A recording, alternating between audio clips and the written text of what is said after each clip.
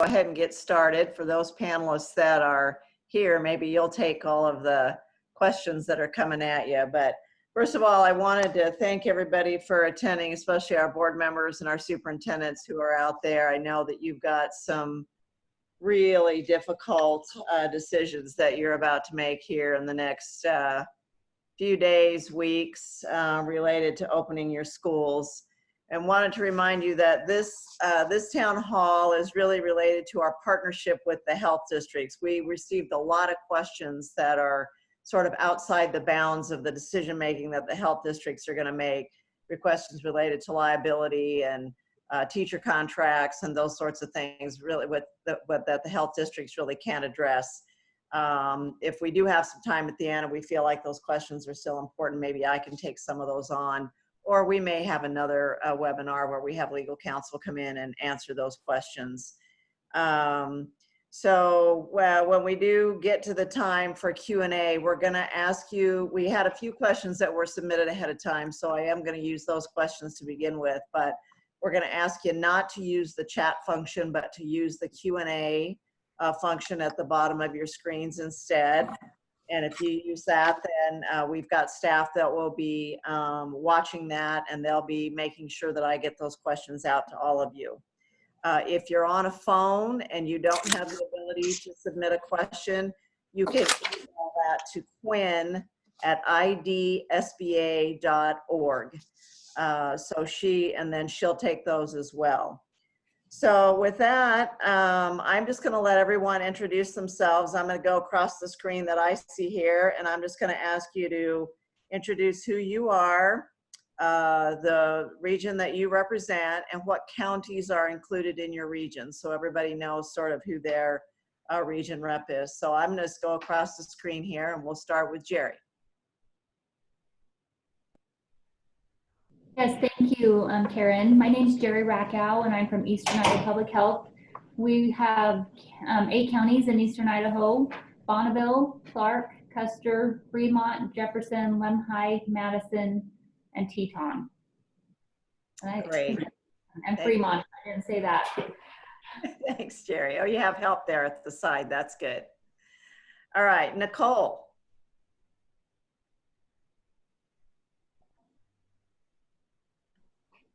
Are you there, Nicole? Hi, Karen. Yep. Sorry, I didn't hear you say my name. My name is Nikki Zog. I'm the director at Southwest District Health, and our district serves 6 counties, and those are Adams, Canyon, Gem, Payette, Owyhee, and Washington. All right, it looks like we have Kim there with you too today, and I think you guys had a pretty rough meeting already today. So Kim, do you want to go ahead since you're with the same district? Yes, my name is Kim Beckley, and I'm the school liaison for Southwest District Health. Great. Russ, how about you? Yeah, good afternoon. Russ Duke, Director of Central District Health, which is based in Boise, and we cover Ada, Boise, Elmore, and Valley counties. And Gina, I know you're there too, so you want to go ahead and introduce yourself? You bet. Good afternoon, Gina Pinnell, the school liaison with Central District Health. Okay. Laura? Good afternoon, Karen. My name is Laura Whalen. I'm the director of Panhandle Health District in North Idaho. We serve Boundary, Bonner, Kootenai, Shoshone, and Benewah counties. Great. And Carol, are you with the same Panhandle then? No, I am actually, hi Karen, I'm Carol Morley, and I'm the director for Public Health District 2, North Central District. Okay. And we serve Clearwater, Idaho, Latah, Lewis, and Nez Perce counties. Okay, great. Maggie, how about you? Good afternoon. My name is Maggie Mann. I'm the director for Southeastern Idaho Public Health. We serve 8 counties, which include Bannock, Bear Lake, Bingham, Butte, Caribou, Franklin, Oneida, and Power. Great. Melody, how about you? Can you tell me your name and the region you're from and what counties you represent? You're on mute, Melody. Good afternoon, everybody. My name is Melody Boyer. I'm the district director for South Central Public Health District. We serve Twin Falls, Jerome, Gooding, Camas, Blaine, Lincoln, Minidoka, and Cassia counties. And did I get everyone? I think I have everyone. So first of all, I just want to thank the panelists for being here today. I know you all have an incredible amount of work on your plates right now, not just related to school districts, but to your communities in general. So I know that our panelists have a little PowerPoint that they're going to present. I think Gina's going to do that. We're going to do that, and then we will begin with the Q&A. So Gina, take it away. And I think someone's going to run that PowerPoint. There we go.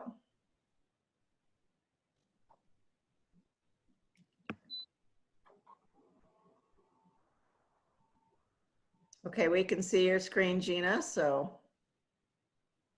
Okay, thank you everyone for the opportunity today. So a couple of the objectives that we have here in working with the ISBA is to really review public health role in school reopening.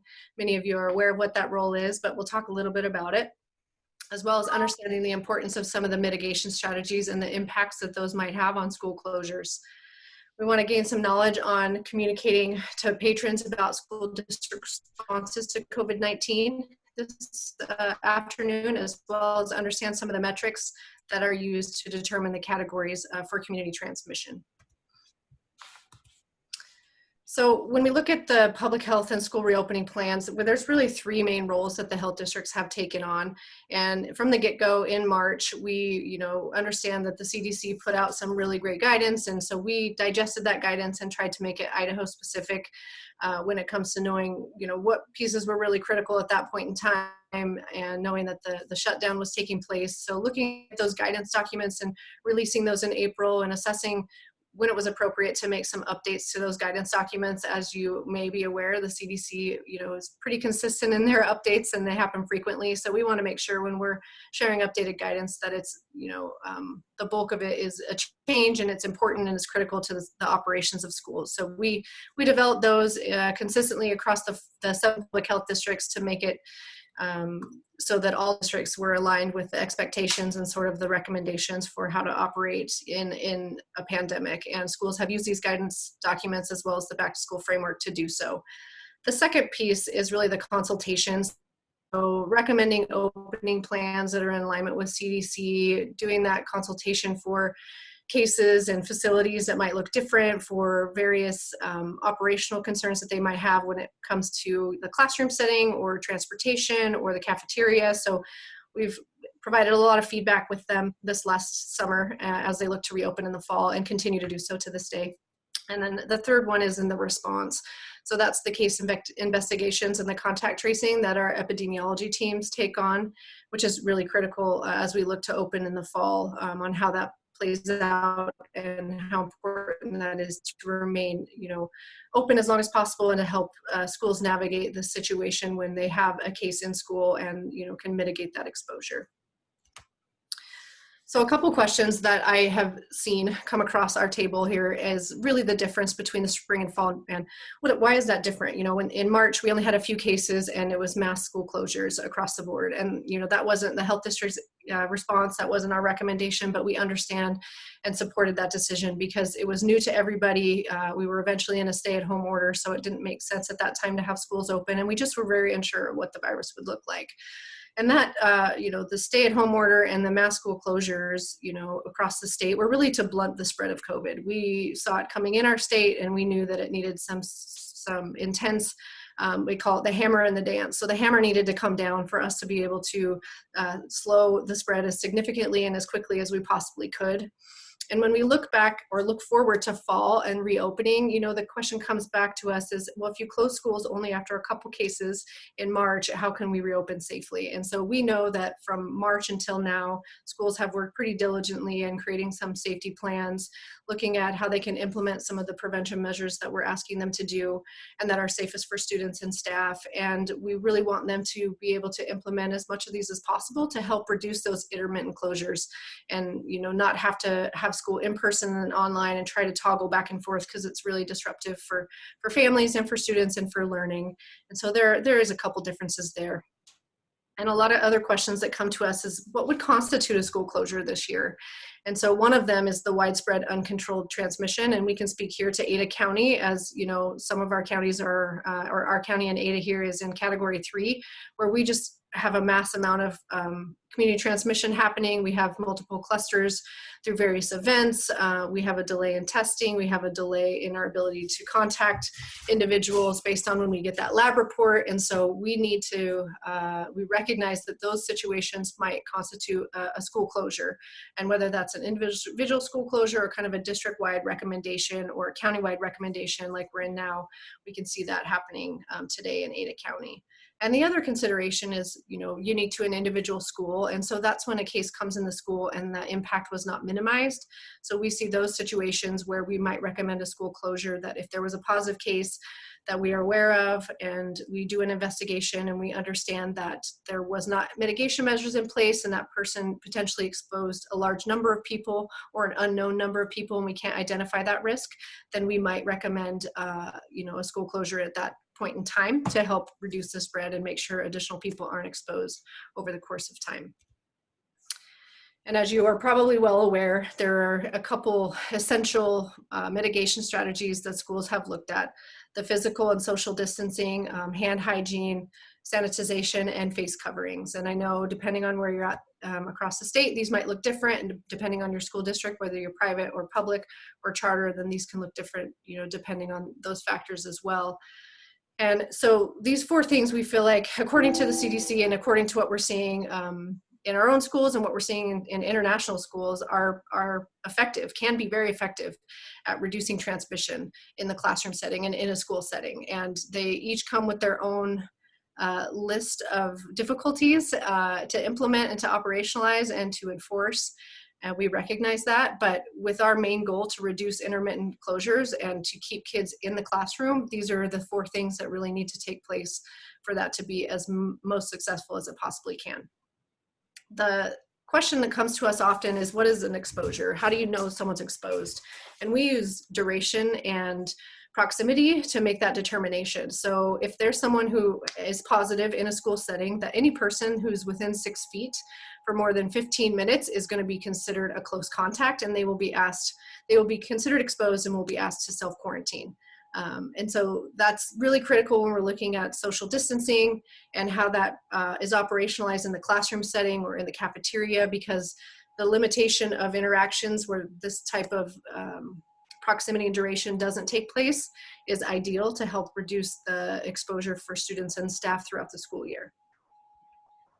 So we have a couple scenarios that kind of walk through why those mitigation strategies are important. So you can have a situation where a positive person comes into the classroom or into the school and they ride the bus on the way there, but we can identify that no close contacts were identified. So maybe in this case, I should say they did not ride the bus. They were brought to school by a parent. When they went to their homeroom, maybe they had a temperature check or a screening and they, you know, were indicated they were positive. They weren't within 6 feet for more than 15 minutes with another classmate or a teacher, and so they were sent home. And in that case, we would contact the school and work with them about that positive case, and we would find out these things were true. And that individual would be the only person that would be sent home for the isolation until they met the criteria to return, which would be approximately 10 days from the onset of those symptoms. So that's scenario 1, where we look at those mitigation strategies that were in place.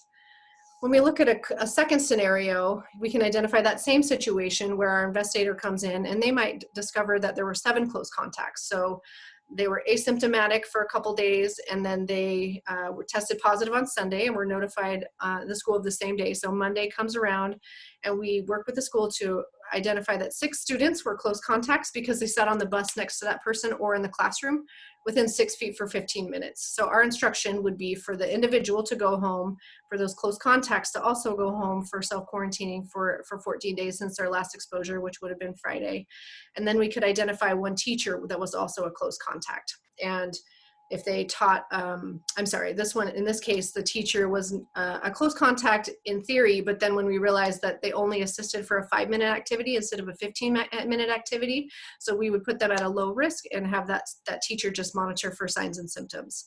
So again, the students that were within the 6 feet would be asked to self-quarantine, and then the teacher who was practicing social distancing and was further away for more than 15 minutes but did a short brief interaction, and the kid, let's say, wasn't symptomatic, so wasn't coughing everywhere, that would be low risk, and their symptoms would just be needed to monitor for 14 days instead of having to quarantine at home, like the students. So scenario 3 is where the same student rides the bus. He's asymptomatic. There's no measures in place. They just have a traditional classroom.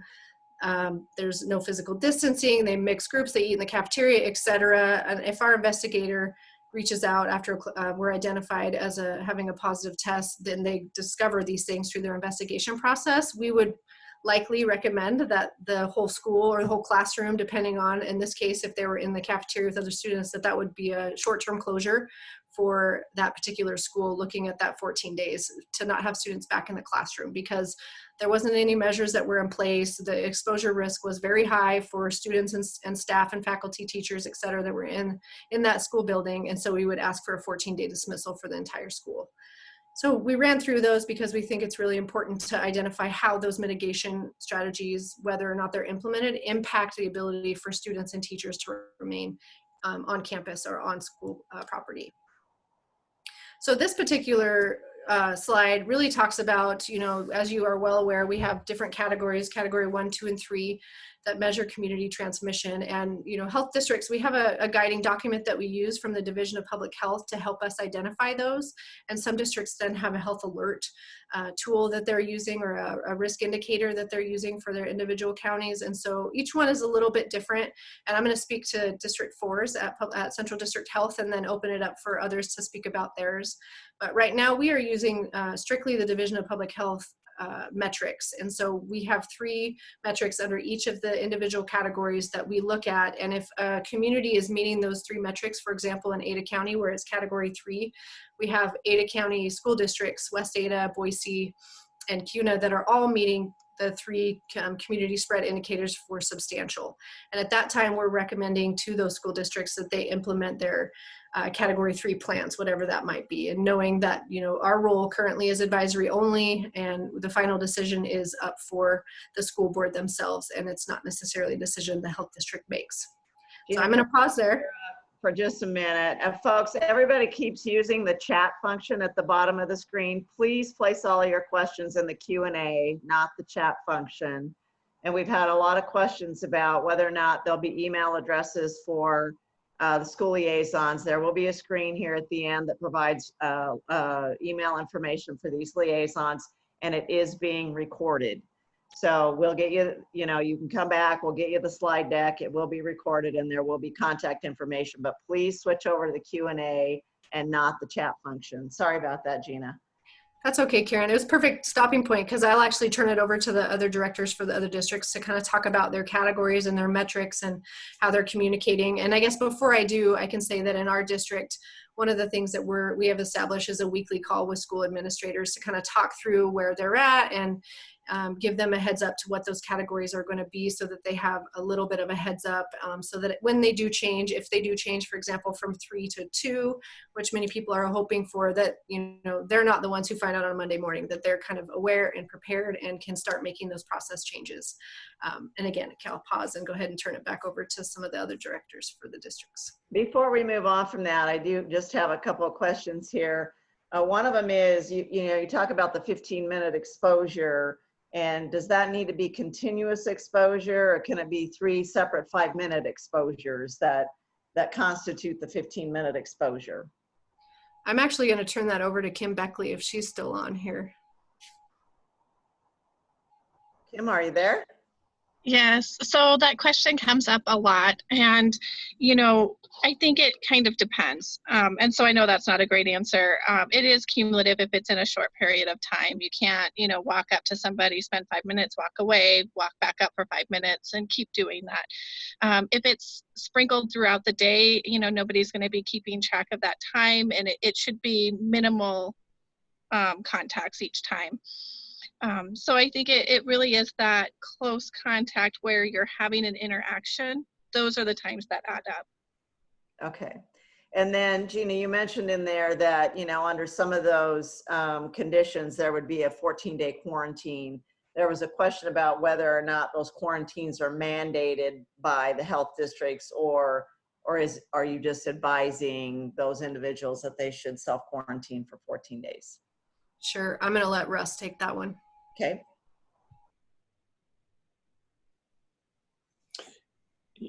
Yeah, thanks for the question. And our role is, and it's really beyond the schools, is this is advisory.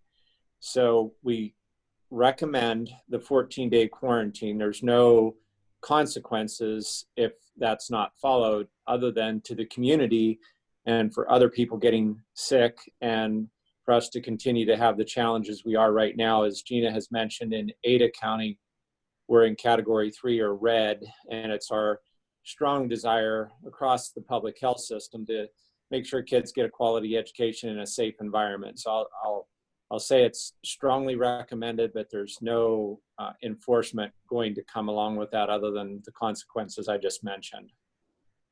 Okay, thank you, Russ. Do any of the other districts want to step in and talk about what they're using as their metrics and indicators? This is Laura Whalen I'll start from Health District 1. We got a lot of questions from our superintendents regarding the State Board of Education's Category 2 minimal and moderate spread.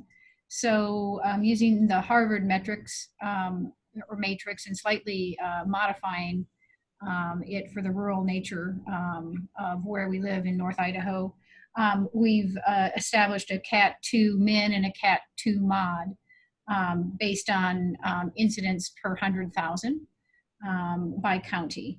So we've broken that down. Also, we're looking at positivity rates, and that's data that we're able to get not county by county from the state, but in a 5-county area. The bulk of our testing, I'm pretty confident in that number, in the sense that the bulk of our testing does come from Kootenai County, which is our large population center. We are also in close communication with our hospital, our regional hospital, because that's truly where the COVID clients that need hospitalization and more acute hospitalization will go. And what is it that constitutes them being in critical versus moderate kind of bed capacity. And then, as Gina mentioned or Russ mentioned, we look at where are we at with our contact tracing? Are we able to keep up? One of the issues we find with that is the lab results often don't come to us, for sometimes 4, 5, 6 days. And by the time then even if we're keeping up with our contact investigations, we're still behind the 8 ball there. So that's another thing we are keeping our finger on the pulse with. We will be putting a kind of a gas gauge on our website that will, currently on our website, we do have, as the rest of the districts do, where are the schools at, Cat 1, 2, or 3. But we will add a Cat 2 min and a Cat 2 mod later this week. So Laura, we sort of had a question about that earlier, this testing turnaround time, and we've heard that we're 7 to 10 days out, and you just mentioned that it's taken some time to get those tests back. So if that's the case, then what's the best protocol to follow while a student or a teacher is awaiting the test results? They've notified the school district or the board. So what are your suggestions for the best protocol under those conditions? If someone is tested, they should be informed at the test site that they are to stay in isolation until that test result comes back. Okay, thank you very much. And then just one other question quickly, and then we'll move on to the District 2. Someone has read that 10 days is a sufficient time to quarantine rather than 14. And Russ, I see you turning your screen on, so I'm going to let you answer that one. Yeah, so the 10-day quarantine is I'm not 100% certain I'm going to get this correct, so maybe I would pass that on to Kim Beckley. Russ, I can take that. Okay. So the 10-day is if if you have your test is positive, so you've had a test, and so you are self-isolating for 10 days after that test. If you're a close contact of someone that has had a positive test and you're not tested, then you are from your last close contact. Let's say I was a close contact of someone here at the office. So I would, if I wasn't going to have a test, I would isolate for 14 days from my last close contact with that individual. So the difference really is, are you tested and it's from the date of test and 10 days after that, or are you are you a close contact and not going through the testing? And then one more quick question. There was a question about whether or not face shields are as effective as masks. And I guess from what I've read, this is Laura, the short answer is they're good used in conjunction with masks. It's a different type of protection. You know, it's more of an eye protection than the respiratory. Okay. And I think, and this is Gina, so, and I think from our health district perspective, we agree. The evidence is not clear on whether they're effective as masks or not, but we know that depending on what material the mask is made out of, how many layers you have, there's variability in effectiveness as well. So we've taken the stance that in communication with our school districts, knowing that, you know, if you have English language learners or people who are hard of hearing that really need to see that mouth formation, that is better than nothing. And so it's kind of making that determination, knowing that the verdict's still out, but we do think that one is better than none. Great. All right, in Region 2, do you want to step in and tell us your metrics and indicators? Quinn, you want to go ahead and remove that? Oh, you're going to put the last screen up?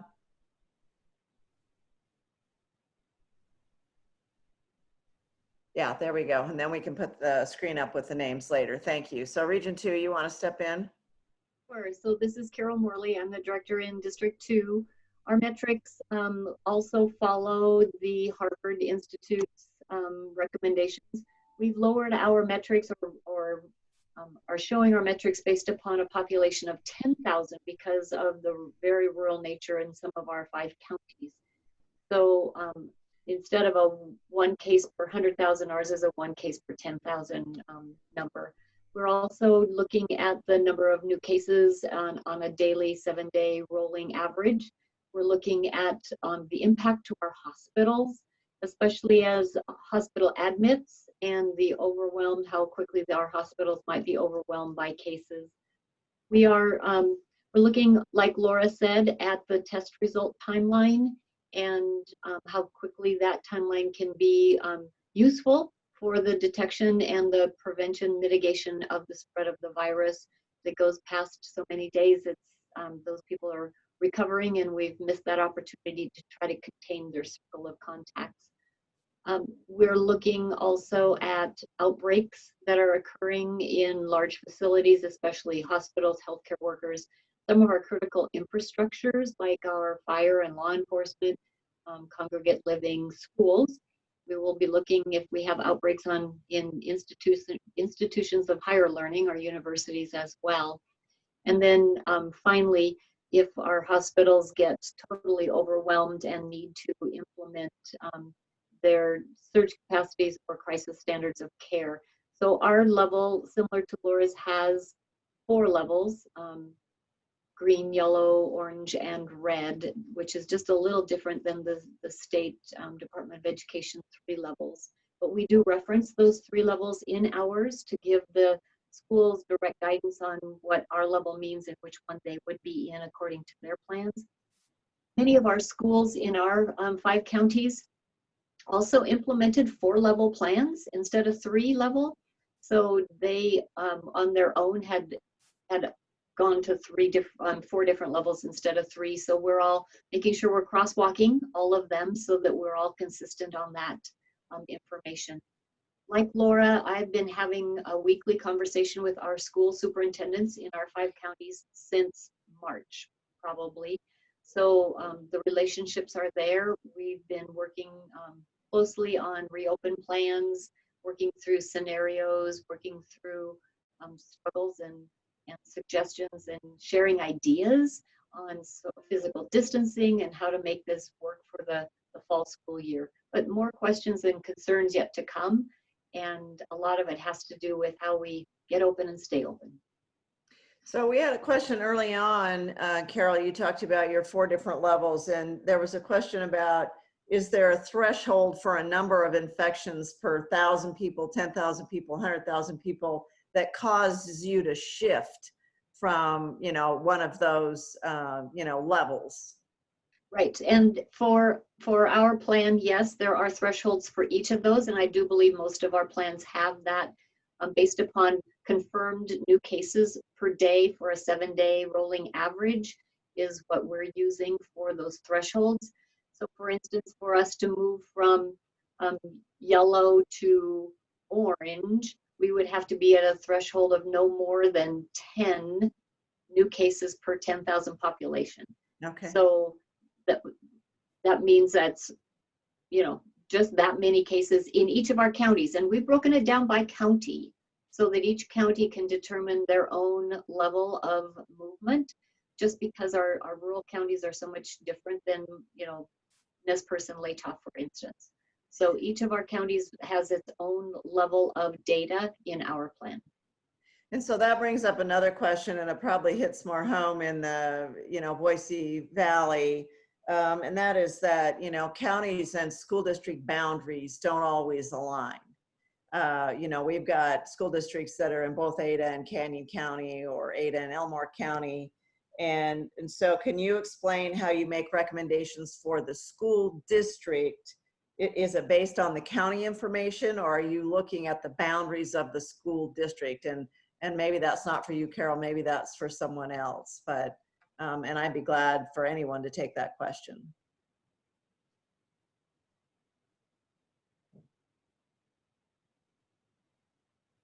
So this is Gina, and we're doing it by individual school district for all of our 4 counties for that very reason. How about the rest of you? Laura, there was another question for you, but what are you doing up there up north?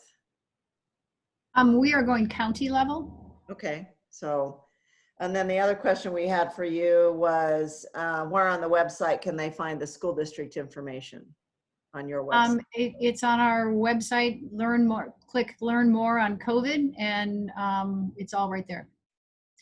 The gauge will be there towards the end of this week or early next week, but the categories are there. Okay, and then I think I know the answer to this question, but I'm going to let you all take it. Someone said the metrics and numbers from the health districts are suggestions and guidance. And can the local board change the numbers for the levels that fit their community?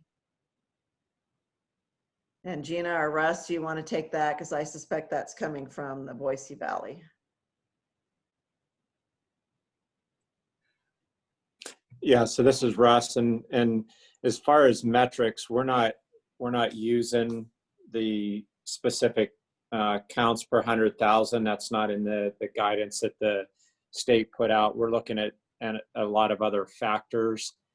And, at the end of the day, you're exactly right. The school districts will have the option to choose how they operationalize their plans based on the different categories that's been put out by the Idaho State Board of Education. So at the end of the day, as Gina described early on, our job, one of 2 jobs, is to designate community spread. And then the other part is what Gina's been doing since March, which is advising each school on their operational plans. And it varies, as we all know, from school district to school district. And it's really up to them to make that final call. So, I'm going to step in here, and this isn't related to the health districts, but what I will talk about related to that is your liability. I know that the governor is going to call a special session, and that liability will be one of the issues that will be addressed. And all of the legislation that I have seen says that you must be prudent, and it can't be willful or reckless. So any decision you make, you're going to have to look at whatever recommendations the CDC and or your local health district are bringing forward. If you are ignoring those and doing something different, you put yourself at greater risk to lose your immunity that may be granted by the legislature. Right now, you have none. You have no immunity. You can be sued if a student or a teacher gets sick or, heaven forbid, dies in your district. The legislature should be addressing that the week of August 24th. But if you aren't prudent and you are willful or reckless, and that's for a court to determine, it opens up your liability and that you will not have any immunity to be sued. So that, you know, when you talk about doing something different than what the health district is advising or what the CDC is advising, you need to remember that your immunity could be compromised if you don't do that. So sorry about that. I sort of went off track with that. Jerry, may I make a comment? Sure. I would just say, like Russ said, these are recommendations and guidelines that we're offering. If the individual school districts have other metrics that they think are useful for them, that we as public health could help provide that data, we're more than willing to do that if we have access to that. Great, that's good to know, Jerry. So while we have you, why don't you take your piece of it and talk about what you're doing in your area? Okay. Our plan is a 4-level plan, similar to what other have described. It's a green, yellow, orange, and red plan. And ours is based on active rates of illness. And our board has developed that based on what active rates we could anticipate for ICU hospitalizations from those active rates. As time goes on, that data will be refined, you know, the hospitalization rate, and we'll continue to adjust our plan accordingly. It also, in the higher level, takes into consideration outbreaks, like Carol had said. If we're seeing outbreaks in schools or our healthcare provider or hospitals that would significantly impact our community, to be able to, you know, respond to situations in the community, or the school situation that was maybe uncontrolled, then those are things that we would take into consideration, as well as we were to make take additional actions to implement mitigation strategies. Looking at bed occupancy for our hospitals is another component of our plan, both ICU beds, and then as we get into higher, more restrictive levels, the total occupancy for our hospital beds. Great, thank you. One of the questions we just received is, we're getting lots of questions about masks, so we're trying to compile those into one, as you can imagine. And our decision will be whether to require them, not require them. That will be up to the local school boards to decide. But, you know, we get all these allegations that, first of all, masks aren't effective, and then the allegations about carbon monoxide and all that sort of stuff with the masks. So can you give us a little bit about the science around masks? And I don't know who would be best to answer that question, but anybody want to step in? I look, Gina's coming in. Yeah, sure. And maybe I'll punt over to Russ for this, but we have a mask mandate, so I think we can speak to this. So I think the confusion comes from the original recommendation that not all people wear masks, and then sort of the shift to the mask recommendation. And we know that, you know, masks are effective, and the level of effectiveness is undetermined at this point, but we know that they do reduce transmission for the wearer. And then if the wearer and the person in the conversation or the close contact potentially, you know, it reduces that transmission as well, and the risk of spread. We also know they're very low cost and they're pretty effective. And when we look at the close proximity that many of our students are, a lot of our measures are to maintain social distance of at least 6 feet. And in school settings, that's not always the case. And so masks are a protective factor. And I can share what I shared at the Superintendent Association meeting. And really, when you're in a situation, a mask is not going to, it's not a factor in determining if you're a close contact. So if you are within 6 feet for more than 15 minutes and wearing a mask, you will actually still be asked to be sent home for that quarantine, that 14-day quarantine. but the person who's wearing the mask will actually have a lower likelihood of actually getting COVID. And so the intent is to prevent the actual exposure from happening. So if that person is not wearing a mask and they are exposed, there's a very good chance they will get COVID. So not only will they have to quarantine for that, that 10 days from their exposure, but then they're going to have to quarantine for the additional, or the 14 days from their exposure. If they get COVID, they have another 10 days. So that's potentially 24 days out of the classroom. And so we look at it as a way to help bring those kids back into the classroom quicker. And it's also really effective. And part of the issues we hear in Ada County are about students and their inability to wear them. But there's students and teachers in the classroom. And so the teachers are the higher risk. The nutrition staff are usually the more higher risk. So we look at the effectiveness of those, and they have been proven. When the states looked at mask mandates state by state, when the stay-at-home orders were in place, there was some evidence that those with masking orders across the state had reduced death rates and reduced incidence of COVID-19. And so those are some of the preliminary evidence that we're using, and just knowing that they can reduce transmission. And maybe Russ has some additional thoughts from the board that he could share. I do, Karen. I was just going to say, we had a guest on our July 14th Board of Health meeting, Dr. Steve Nemerson. He's a Chief Medical Officer for St. Alphonsus Health System. And he really did an excellent job explaining face coverings and medical masks and the differences.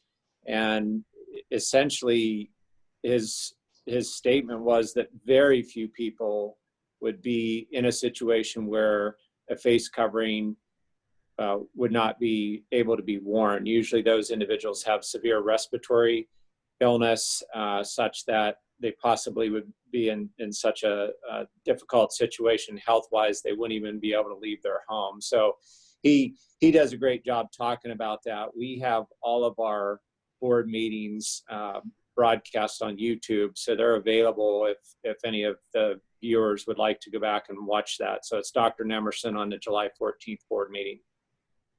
Great, thank you very much. So Jerry, I wanted to go back up to you. There was a question about our health district still reviewing school plans, and if y'all want to just turn your cameras on and give me a thumbs up or a thumbs down about whether or not you're still doing that. And then would health districts be willing to go out to a school and provide input on plans if they had the time to do so? I would start and say yes. We want to be as supportive for schools and help give them as much information as they need as they develop their plans. And certainly we're willing to go on site if that is necessary. Okay, thank you so much. So let's move to 4. Who's region 4? That's Gina and Karen. Russ. Yeah, that's Okay, because we're region 3 for school districts. Sorry. right, So, right. Yeah, who's region 3 then? Nikki. Okay. Hi, Karen. Hi, Nikki. Hi. Would it be okay if I share my screen? Yes. Can we let Nikki do that? Yeah. Looks like I have to get disabled. Yeah, they're probably going to give you permission to do that here. So. Okay. All right. Looks like it's going to work here.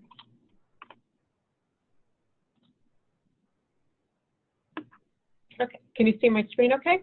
Yes, we can. Okay, great. So I thought I would just pull this up.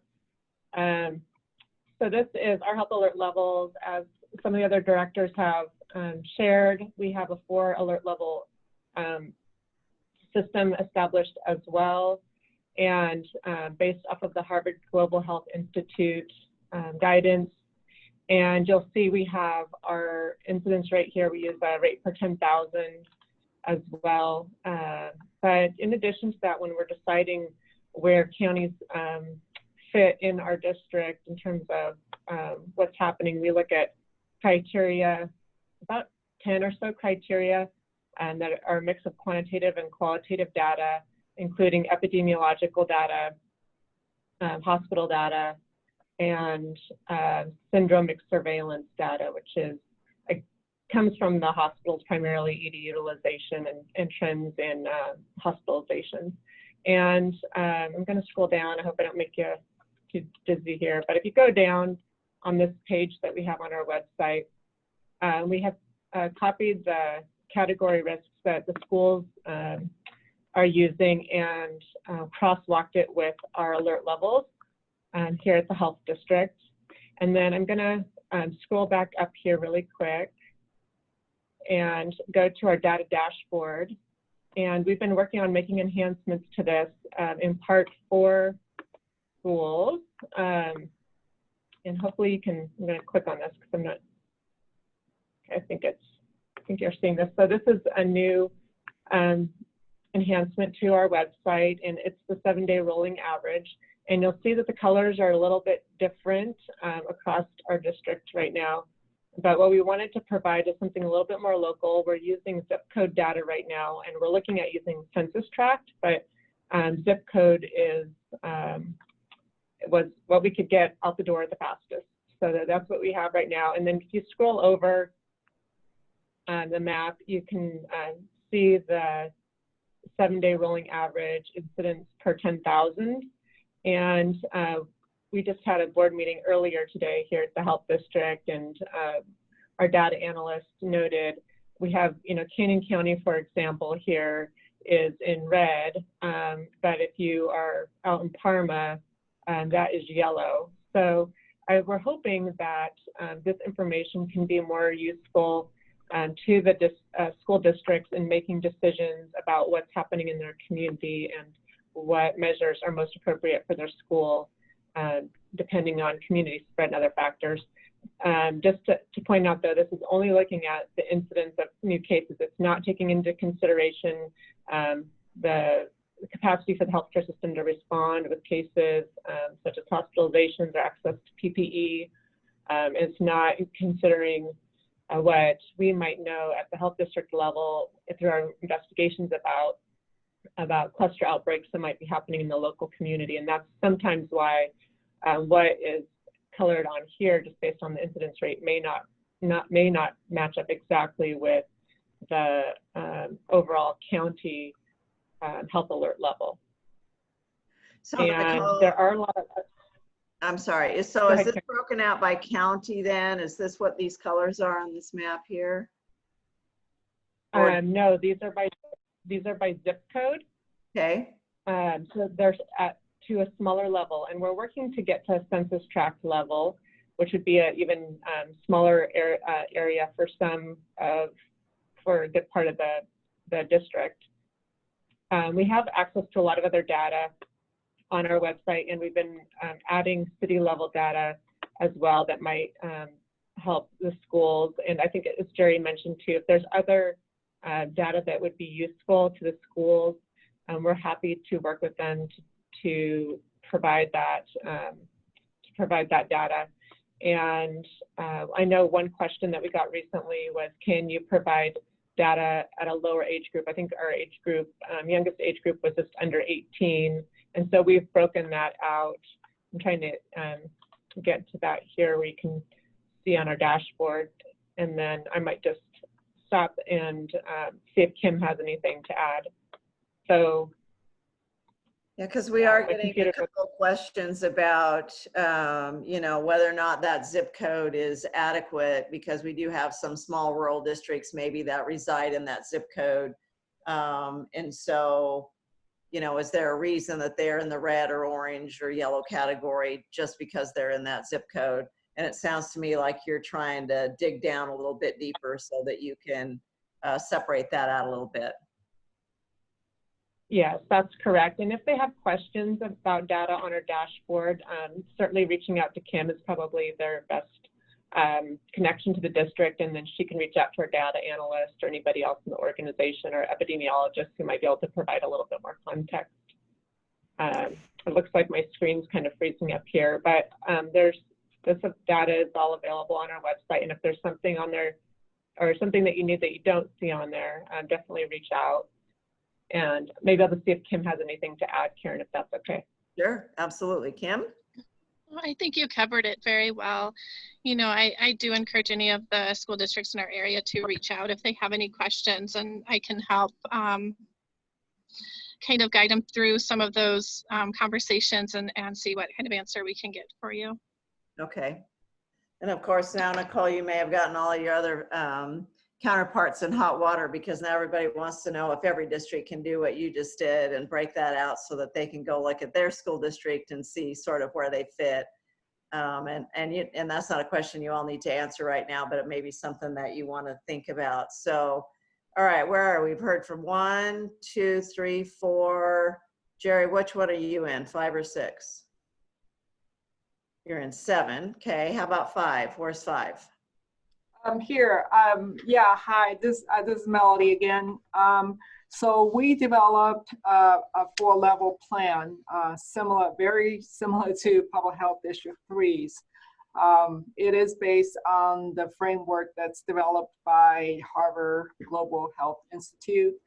And we customized and recalibrated some of the key indicators to match the goal for our region. And we also taking into account the recommendations by CDC, the governor's office, IDHW, and of course we looked at all our other public health districts' best practices. So we kind of combined the best things that we can find and into our plan. And we are looking at metrics that are both qualitative and quantitative.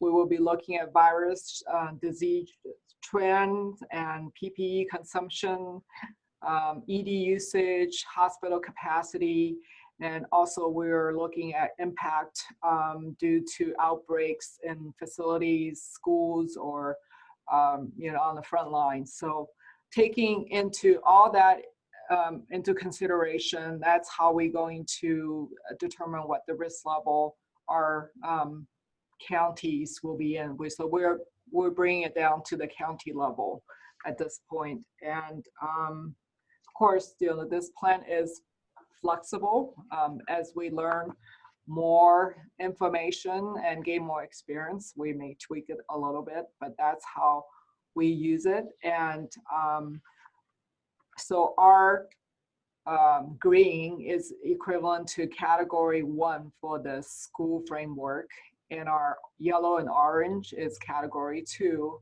and our red is category 3 for the public health for the schools in our district. Okay, so one of the questions that we got prior to the meeting was, you all sort of have these categories out there, and is that decision made by the board, or is it made by, the health officials that work for the health district? So can you tell me how that communication works between all of you and then the board that's been appointed via the statute? Sure, I'll take a stab at that. So the plan is actually put together by the staff with input from the board members. And then we reviewed this plan very thoroughly in open board meetings with the board members, and they approved it. So that provides the basis, the foundation for our decision making. So as far as determine the level of risk, we're using this plan, and that's how we come up with the risk level. So yeah, it will be determined by the senior staff of our district. And in fact, my Family and Children's Health Division Administrator is online. Logan, do you have anything to add to this? You're mute. I don't. I mean, I think you did a good job explaining how we put it together. And then, the board approved ours. I think we were one of the last ones to get one done. Ours was approved last week. And we will publish our first set of data this week on Thursday, I believe. So, that sort of goes back to, we've had a couple of questions. So what do you suggest are the best sources of information where they can find accurate and unbiased, truly information that's going to help them? And then one of them is they want to understand the severity of COVID in their area. So where can they go to find a daily or weekly breakdown per county of the COVID cases and deaths? Is there a place that they can go to get this unbiased and accurate information? Go ahead, Well, I Logan. would say we refer people to our website all the time. We have, and I know all the other health districts have tons of information on their websites as well. So that's where I would go.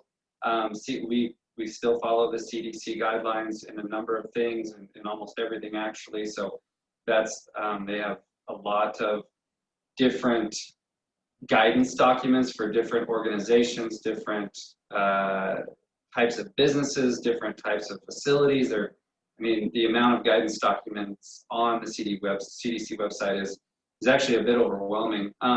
But we still feel that that's unbiased, as up-to-date information as we have, with the caveat that this thing changes weekly, and things that we knew last week or thought we knew last week might change next week. So, and I do believe that not only Idaho Department of Health and Welfare, but all of the health districts are updating their websites daily with cases, new cases, hospitalizations, deaths. Some, as District 3 shown, have more detailed data, but I do believe that all of us have data that shows kind of the severity and where our cases are and how many people are being hospitalized and those numbers. And of course, anyone can call, any superintendent or school staff can call if there's data they're looking for that's not on there, and we'd be happy to find it for them if we have it. Great, thank you so much. And Karen, if I may add, in addition to English information, our website has a complete web page for COVID and everything in Spanish. So that's another good resources to use. Okay, how about Region 6? Thanks, Karen. So our district's plan is largely identical to that of Jerry Rackow's district, District 7, Eastern Idaho Public Health. We look at active case rates. Our threshold is 10 per 10,000 population. So we're monitoring that daily. We're also looking at other qualitative and quantitative data points related to healthcare capacity in our region. We're looking at outbreaks and clusters in specific populations. So very similar to what the other districts are looking at as well. I mean, there are minor variations, but one variation that I do want to note is that in my public health district, it's the Board of Health that is making decisions about whether or not to change levels. It's not our staff. We're monitoring those metrics every single day. We're communicating that with our board members. And then currently they meet every 2 weeks to review the data and make a decision about the need to change. If we were to see a significant change in our picture in a given community, then we would hold a special or emergency board meeting if we felt like the two-week window was too long of a time. But it is our board that's making that decision, not our staff. Great. And our information again is at the county level, and it is on our website for people to view. Okay, we have a question about how is hospitalization defined? Is it someone who goes to the hospital for a test, or is it somebody that's actually placed into the hospital? So we're looking at a number of things. We look at total bed capacity that's available and that's filled. We look at ICU bed capacity. We look at COVID-related admissions and emergency department visits. Not just people who show up, get tested, but are not admitted. So we're looking at the true impact to that hospital's ability to care, not only for people who potentially have COVID, but also for all the other things that people need to go to a hospital to be cared for, whether it's, a heart attack or a car crash or breaking a bone, having a baby. All those things our hospitals need to maintain their capacity, and if they start to be overrun with patients who are sick with COVID-like illness or confirmed COVID, then that starts to impact their ability to provide that broad scope of services for other needs. So that's why one of the reasons that we're so keyed in on those hospital metrics. So is that broken out then, or when we say that, 200 people were hospitalized in Idaho, does that mean they're in an ICU bed or a bed somewhere, or they just went to the ER? We look at ED visits, we look at hospital bed use and ICU admissions, and also ventilator use. Okay. And then just a couple more questions here. What is the response if there's no cases impacting the rural area? Do we have any places in the state where there have been no cases? We do. I can take that because one of my counties, and Carol, I think you're another one if you want to chime in, we're fortunate in that we continue to have one county, Butte County, that has not had a confirmed case. And so that's part of the reason that when we developed our response plans, we didn't stipulate that any change would be region-wide. It's very county specific, because what's happening in Butte County in my district is very different than what's happening in Bingham County. And so we recommend that they continue to follow precautions. For example, staying home if you're sick, wearing that cloth face covering in public, if you're interacting with others outside your household, maintaining that 6 feet of physical distancing, practicing good hand hygiene, all of those measures that we've been talking about.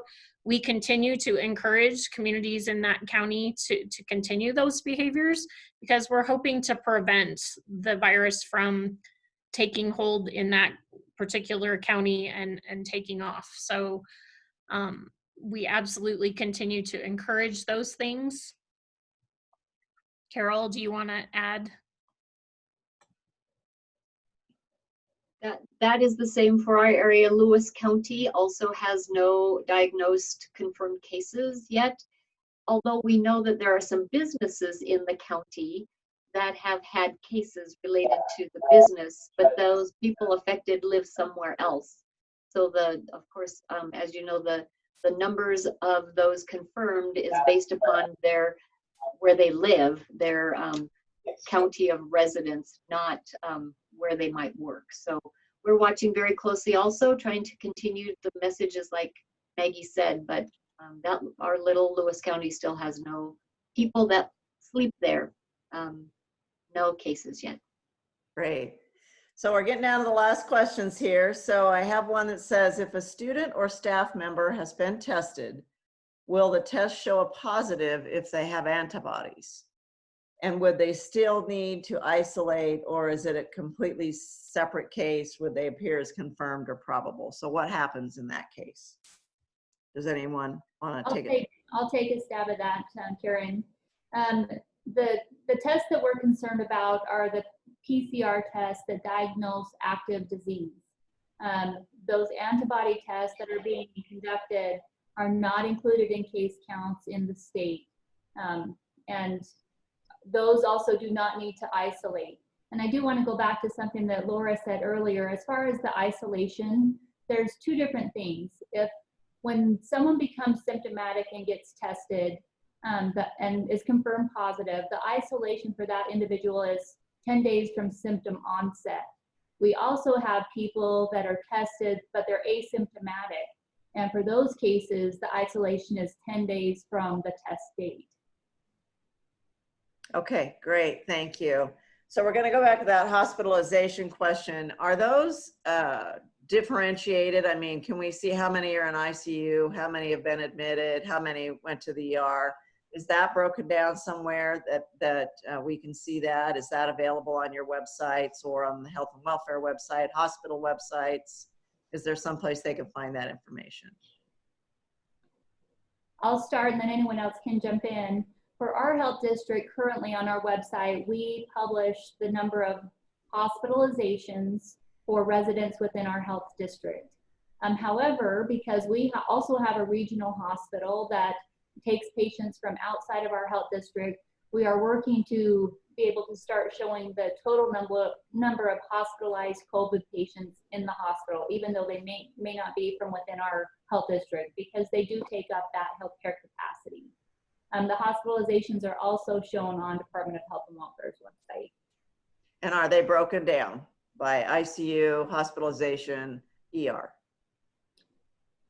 Not ER, I would say, and I'm looking to my partner here.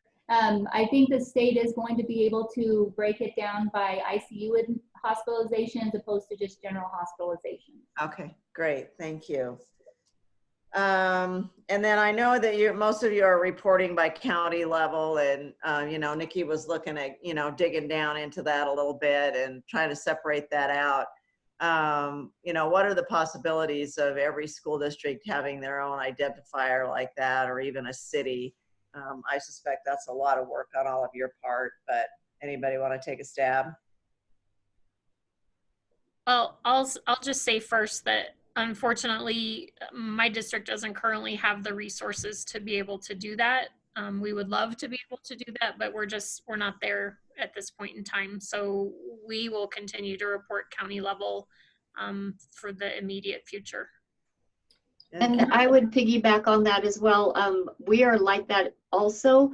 We also have such small counties in District 2 that identifying one case, because we report it by sex and age and county, that's the common denominators, it could be really easy to breach confidentiality if we are reporting by individual schools that are also very small, and then reporting it by a sex and an age. And so we're very, very cautious of not breaching any of that confidentiality of the patient and the families that we may have positive cases.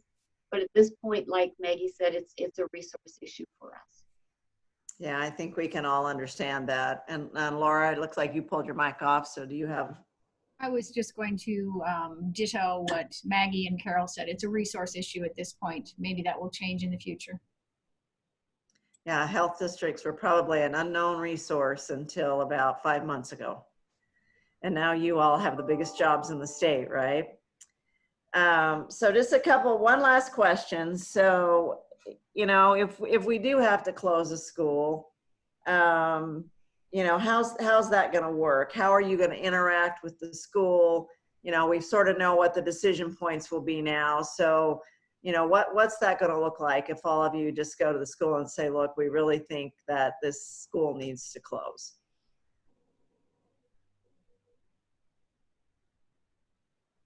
Nobody wants to close the school? Can I try that, and my peers can jump in at any point?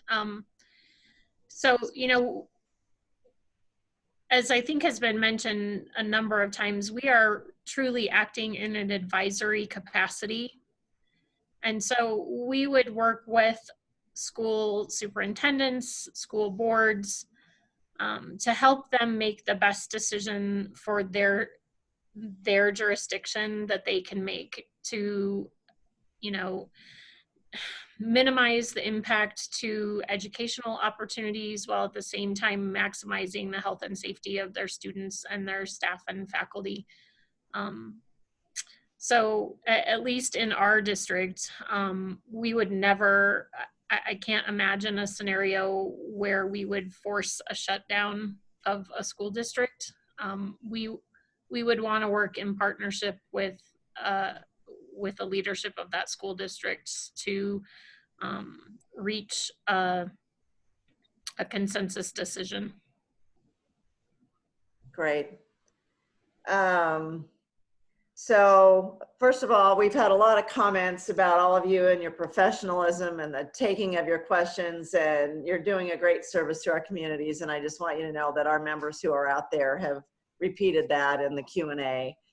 So please know that there are people out there that understand what you're all going through, and they appreciate it very much. To my members who are on, I started the conversation about liability, and now we've gotten a gazillion questions about liability. So please know that we will be having another webinar. We'll try and pull that together in the next few weeks. We'll try and bring legal counsel in, and we'll have a discussion about liability, teacher contracts, all that sort of thing that's really not related to health districts. So watch your email and we'll do that. Just thank you from myself and Quinn and the rest of my staff. I appreciate all of you being here. Please know that we are a resource to you as well. If you ever have questions or you need help getting to a school district, please feel free to call my office and we'll work to help that get set up. And again, thank you so much for your time today. I know we went a little bit over, but I think we're going to put this screen up. And again, this meeting was recorded. We will get these slides, but here's your contact information so that those of you who are out there will be able to contact your school liaison, and we'll record this and get this slide deck out to our members. So thanks again, everybody. Have a good day. We appreciate you.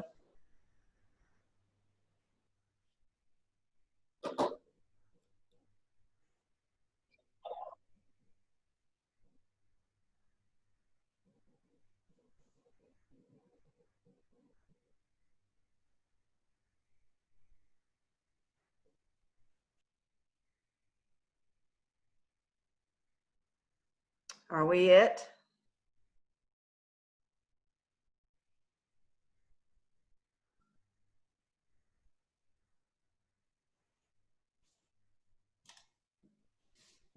We still have a few on here, so give it just a minute. Misty Okay. and Mika and anyone else on the line, stay tuned. We're gonna debrief.